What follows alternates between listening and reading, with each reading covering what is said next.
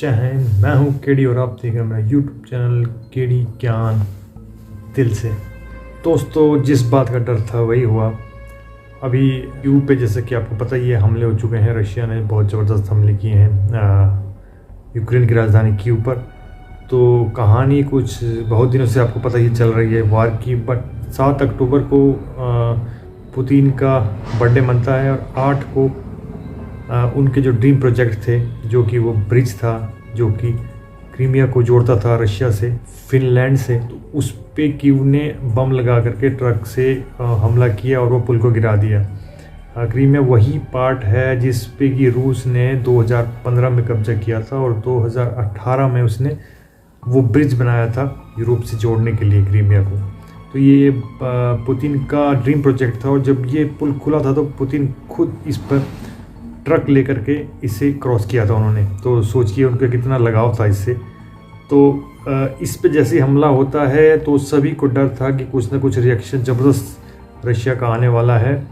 और 48 घंटे के अंदर अंदर रशिया ने यूक्रेन के 8 से 10 शहरों पे मिसाइलें गिराई हैं। अब तक लगभग 100 से ज़्यादा मिसाइलें गिर चुकी हैं और वो कंटिन्यू चल ही रही हैं। अब इस बीच में क्या होता कि फ्रांस भी गुस्से में आ जाता और बोलता है कि मैं भी अब जो मिलिट्री जो हेल्प है वो यूक्रेन को देना शुरू कर दूंगा।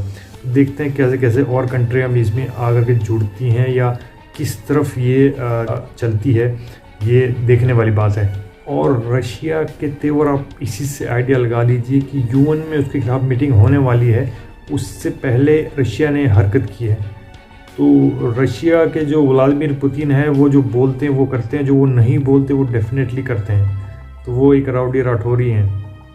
अब देखना ये होगा कि आगे ये सिचुएशन कितनी एस्केलेट होती है या इस पर कंट्रोल किया जा सकता है। एक ख़ास बात और है कि जो ये हमले हुए हैं इसमें बहुत 8 या 10 लोगों की जान गई है और ये ऐसी जगह पे हुए हैं जो कि या तो प्लेस खाली थी या बिल्डिंग खाली थी। जैसे कि जर्मनी के जो उनका जहाँ राजदूत बैठते थे वो बिल्डिंग खाली कर ली थी, उस पर हमला हुआ है। या फिर जो कम जगह छोटी जगह पर, यानी उन्होंने बड़ी बिल्डिंग को निशाना नहीं बनाया। तो रशिया ये अपनी कैपेसिटी दिखा रहा है कि हम जहाँ चाहे हमला कर सकते हैं और वो अभी ऐसा करके उसने अपने आप को प्रूव कर दिया है कि वो ज़्यादा नुकसान नहीं, खाली उनको डराने के लिए ही ये सब कर रहा है और वो लोगों को कम से कम नुकसान पहुँचाना चाहता है ताकि लोगों में जेलेंस्की के लिए गुस्सा भरे। और एक मीम भी अभी फेमस हो रहा है जेलेंस्की का कि उसने मधुमक्खी के छत्ते पर पत्थर मारा है और फिर खुद ही मीडिया को लेकर के दिखा रहा है कि देखो मेरे साथ क्या हो गया है। वार से दोस्तों किसी का भी भला नहीं होता। इवन रशिया में भी जो लोग हैं वो नहीं चाहते कि वार हो। वहाँ पे जब इन्होंने जो बुलाने शुरू किए पुराने सोल्जर्स अपने या जो भी स्टूडेंट्स जो इनके जो ट्रेनिंग वो करते हैं पर्टिकुलर कुछ मंथ्स की, जैसे हमारे यहाँ अग्निवीर आया, तो लोगों ने अपने घर से भागना शुरू कर दिया और इवन रशिया को सारी फ़्लाइट्स पे बैन करना पड़ा कि लोगों को देश छोड़ के ना जाने दिया जाए। और अपने यहाँ पे जो अग्निवीर के लिए आया था उसमें भी लोग कह रहे थे कि हमें तो पूरी करनी, ज़्यादा करनी है, 3 नहीं करेंगे। और यहाँ पे लोग जो हैं वो भाग रहे हैं। तो इंडिया में एक देशभक्ति का एक अच्छा जज्बा है या फिर बेरोज़गारी के लिए, देखिए बेरोज़गारी भी ज़्यादा है। रशिया मानता है कि उसके 6 से 7 हज़ार सोल्जर जो हैं वो मारे गए हैं, जबकि यूक्रेन दावा करता है कि 50,000 से ज़्यादा सोल्जर मारे जा चुके हैं रशिया के। इसीलिए उसे अपने सिविलियंस को वार में झोंकना पड़ रहा है। तो जो भी सच्चाई हो, वार किसी के लिए भी अच्छा नहीं है, सभी के लिए नुकसानदायक होता है। रशिया पहले ही लगभग 15% कब्जा यूक्रेन पे कर चुका है और रेफरेंडम भी करा चुका है कि वो अब रशिया का पार्ट हो जाएंगे। इसी को लेकर के यूएन में मीटिंग थी और उस मीटिंग से पहले ही व्लादिमीर पुतिन जी ने ये एक और झटका दिया है। तो अभी आगे देखना है कि क्या होता है। वो पहले भी न्यूक्लियर बम की धमकी दे चुके हैं और यूएसए ने भी कहा है कि ये कोई मजाक नहीं है और पुतिन कुछ भी कर सकते हैं।